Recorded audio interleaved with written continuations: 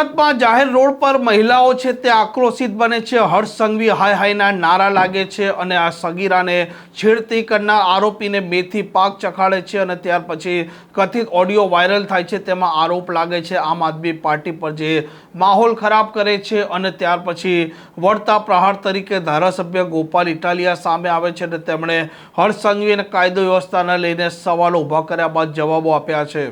વૈષ્ણવજન તો તેને કહીએ જે પીડ પરાઈ જાનાને રે।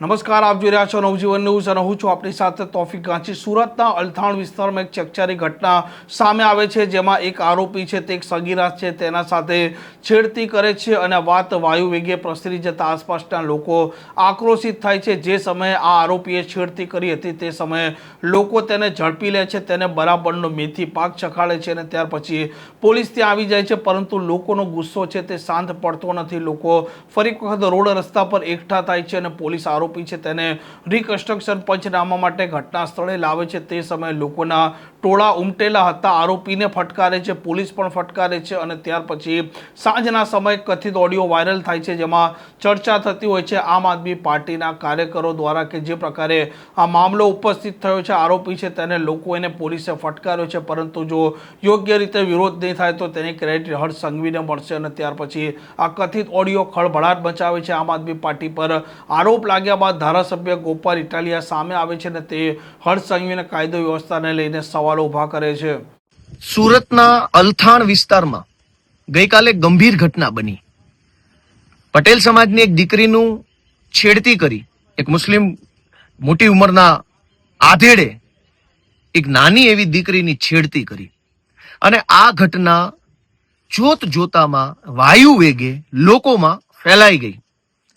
અનેક લોકોની અંદર ગુસ્સો આવ્યો, આક્રોશ આવ્યો, લોકોને આ વાતથી નારાજગી થઈ અને સ્વયંભૂ પટેલ સમાજના આગેવાનો, એસપીજી ગ્રુપના આગેવાનો, સામાજિક સંસ્થાઓના આગેવાનો, અલગ અલગ એ વિસ્તારના બધા વડીલો, લીડર્સ અને જનતા પોતે બધા જ સ્વયંભૂ ટોળું વળીને અલથાણ પોલીસ સ્ટેશને પહોંચ્યા। સુરતનું અલથાણ પોલીસ સ્ટેશન। આ ઘટના દુર્ભાગ્યપૂર્ણ રીતે બની। એ ઘટના આપમેળે લોકોમાં ફેલાઈ ગઈ કે આવું કંઈક બન્યું છે। એ વાત ફેલાઈ જતા લોકો આપમેળે એકઠા થયા અને સ્વાભાવિક છે કે લોકોને ગુસ્સો આવે જ। કોઈ પણ દીકરીની છેડતી થાય તો જનતા ગુસ્સે થાય જ। આવી રીતે ગુસ્સામાં આવેલી જનતા પોતાની રજૂઆત લઈને પોલીસ સ્ટેશને ગઈ, અલથાણ પોલીસ સ્ટેશન। ત્યાં શું થયું? ત્યાં પોલીસે આ આખી ઘટનાને દબાવી દેવા માટે, આ આખી ઘટનાના આરોપીને છાવરી જાણે કે કાંઈ બન્યું જ નથી એવી રીતે ફીંડલું વાળી દેવાની માનસિકતા સાથે હજારોના ટોળાની ઉપર લાઠીચાર્જ કર્યો। શું કામ લાઠીચાર્જ કર્યો? કેમ કે આ આખી ઘટના ગુજરાતના ગૃહમંત્રી હર્ષ સંઘવીની વિધાનસભા વિસ્તારમાં બની છે। ગુજરાત આખાની અંદર જઈને પોતાના રાજ્યમાં કેટલી દીકરીઓ સુરક્ષિત છે, સ્ત્રીઓ કેટલી સલામત છે એની ફાંકા ફોજદારી કરતા ગૃહમંત્રીની વિધાનસભા મત વિસ્તારમાં જ સરેઆમ એક નિર્દોષ દીકરીની છેડતી થઈ। એ ઘટના આખા ગુજરાતમાં ફેલાય નહીં અને દીકરીઓની સલામતીનો ભાંડો ફૂટી જાય નહીં એટલે ગઈકાલે રાત્રે પોલીસ સ્ટેશને રજૂઆત કરવા ગયેલા સામાજિક આગેવાનો ઉપર પોલીસે બેફામ લાઠીચાર્જ કર્યો। અનેક લોકોના હાથ પગમાં ઈજાઓ થઈ, માથામાં ઈજાઓ થઈ અને આ બધા જ લોકો આમ જનતા હતા, સમાજના આગેવાનો હતા, એક પણ પાર્ટીનો એકેય માણસ નહોતો। કેમ કે સ્વયંભૂ હતું। ઘટના પણ અચાનક બની, અચાનક ટોળું ભેગું થયું, અચાનક જ પોલીસ સ્ટેશને ગયા હતા। કોઈ અગાઉથી પ્લાનિંગ કર્યું હોય, આયોજન કર્યું હોય, તારીખ ટાઈમ નાખ્યા હોય, વોટ્સએપમાં મેસેજ કર્યા હોય, ફેસબુક પર પોસ્ટ મૂક્યો, એવું કશું નહોતું, અચાનક જ। હવે મનુ પટેલ ઉધનાના ધારાસભ્ય છે, એ આજે આ આખી ઘટનાને દબાવી દેવા માટે એવું નિવેદન આપે છે કે પોલીસ સ્ટેશને ટોળું થઈને જે આવ્યા હતા એ આમ આદમી પાર્ટીના કાર્યકર્તાઓ હતા અને ભાજપ હાય હાયના નારા લગાવતા હતા એટલે પોલીસે લાઠીચાર્જ કર્યો। તો મારી સુરત પોલીસ કમિશનર સાહેબને અને ઉધનાના ધારાસભ્ય મનુભાઈ પટેલને એક જ વિનંતી છે કે તમારા પોલીસ સ્ટેશનમાં તો સીસીટીવી લાગેલા છે. એ સીસીટીવી માંથી પોલીસ સ્ટેશનની અંદર ભાજપ હાય હાય કરતા લોકોના ફોટા ગોતો અને એ ફોટા ગુજરાતને બતાવો કે કયો આમ આદમી પાર્ટીનો કાર્યકર્તા પોલીસ સ્ટેશન હતો. મનુભાઈ પટેલને અને ભાજપના નેતાઓને શરમ આવવી જોઈએ કે ગૃહમંત્રીના મત વિસ્તારમાં એક પાટીદાર દીકરીની એક મુસ્લિમ વૃદ્ધ યુવકે છેડતી કરી અને ઈ ઘટનાને છાવરવા માટે, કેમ કે ગુજરાતમાં સબ સલામતનો ભાંડો ન ફૂટી જાય એના માટે પોલીસ અને ભાજપના મનુ પટેલ આ બંને ષડયંત્ર કરી રહ્યા. શરમ આવવી જોઈએ એક દીકરીની છેડતી ઉપર આવી રીતની રાજનીતિ કરતા. તમારી જવાબદારી તો દીકરીનો બાપ બની ન્યાય અપાવવાની હતી. એના બદલે અલથાણ પોલીસ સ્ટેશનની અંદર ભાજપના 4 નેતાઓ સાથે પોલીસ ગુપ્ત બેઠક કરી રહી અને આ ગુપ્ત બેઠકની જાણ જનતાને થઈ તો જનતા નારાજ થઈ. હવે જનતાની નારાજગીને અવળા પાટે ચડાવવા માટે આ આખી ઘટનાને આમ આદમી પાર્ટી સાથે જોડવામાં આવી રહી છે. તો કરો સીસીટીવી જાહેર. અને સીસીટીવીમાં કયો આમ આદમી પાર્ટીનો કાર્યકર્તા ત્યાં નારા બોલાવતો હતો. વાસ્તવિક રીતે એક દીકરીની છેડતી થઈ, જનતાને આક્રોશ આવ્યો, આક્રોશિત જનતા પોલીસ સ્ટેશને ગઈ. પોલીસે આખી ઘટનાને દબાવી દેવાની કોશિશ કરી, કેમ કે પોલીસને હર્ષ સંઘવીનો ફોન આવી ગયો હતો કે મારા એટલે કે હર્ષ સંઘવીના વિસ્તારમાં છેડતીની ઘટના બની છે, એ છાપામાં ન આવી જોઈએ, ટીવીમાં ન આવી જોઈએ, લોકો સુધી આ વાત ન પહોંચવી જોઈએ.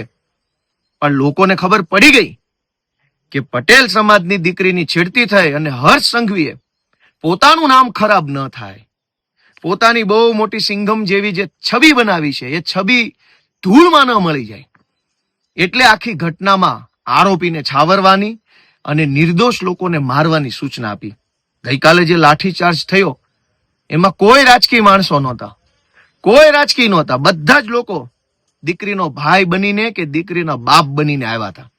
જેટલા માણસો ત્યાં હતા એ જનતા હતી, કોઈ પાર્ટી વાળા નહોતા. એક તો આવી ઘટના બની, ઉપરથી લોકોને માર માર્યો, ઉપરથી જનતા ઉપર તમે કોઈ બીજી રાજકીય પક્ષના હોવાનો આરોપ મૂકો છો. શરમ નથી આવતી? અને દીકરીઓની છેડતી થાય પછી શું ભાજપ જિંદાબાદ બોલી શકાય? દીકરીઓની છેડતી ગૃહમંત્રીના મત વિસ્તારમાં થાય તો ભાજપ હાય હાય જ હોય, ભાજપની જય ન હોઈ શકે. આજે મારે અલથાણ અને ઉધના એ વિસ્તારમાં રહેતા સમાજના બધા વડીલોને વિનંતી કરવી છે કે કોઈ લુખ્ખા લફંગા ટપોરીએ દીકરીની છેડતી કરી, એ ઘટના બન્યા કરતા પણ વધુ ગંભીર ઘટના એને છાવરવાની જે કોશિશ થઈ ને એ છે. ગુનેગારને જ્યારે છાવરવામાં આવે ત્યારે ગુનેગારની ગુનો કરવાની હિંમત 10 ગણી વધી જાય છે. અને જ્યારે ગુનેગારને ગૃહમંત્રી પોતે છાવરે ત્યારે તો ગુનેગાર પોતે બહુ મોટો મહાન વ્યક્તિ હોય એવા વહેમમાં આવી જાય છે. કાલે પોલીસે જે લાઠીચાર્જ કર્યો છે, દીકરીની છેડતીના આરોપીને બચાવવાની ભરપૂર કોશિશ કરી છે અને જનતા ઉપર જે દમન કર્યું છે એ સખત શબ્દોમાં હું વખોડી કાઢું છું અને લોકોને અપીલ કરું છું કે ક્યાં સુધી આવું સહન કરશું. આપણી દીકરી અન્યાયનો ભોગ બને, રજૂઆત લઈને આપણે પોલીસ સ્ટેશન જઈએ તો આપણે પણ ભોગ બનીએ અને આપણા જ નેતાઓ આપણને બીજી પાર્ટીના આગેવાન છીએ એવી રીતે આપણને ચીતરી મારે. તો મનુભાઈ પટેલને, હર્ષ સંઘવીને, પોલીસ કમિશનરને નમ્ર વિનંતી છે કે જરાક તમારી જાતને પૂછો કે તમારી દીકરી સાથે છેડતી થઈ હોત ત્યારે પણ તમે આવા જ પ્રકારના નિવેદન કરતા હોત કે કંઈક સારું બોલતા હોત? હું સમાજના બધાય લોકોને 2 હાથ જોડીને વિનંતી કરું છું કે હજુ આંખ નહીં ખુલે તો ક્યારે આંખ ખુલશે? અને હજુ આંખ નહીં ખુલે તો હજુ આપણા કેટલા નિર્દોષ સંતાનોનો ભોગ લેવા છે, એનો જરાક વિચાર કરો, આત્મા જગાડો, પોતાના મનને ઢંઢોળો અને આપણા બાળકો, આપણા આવનારા ભવિષ્ય માટે થઈ સહેજ જાગૃત બનીને આગળ આવો. આ પ્રકારના સમાચાર માટે નવજીવન ન્યૂઝ ચેનલ સાથે જોડાયેલા રહો. નમસ્કાર.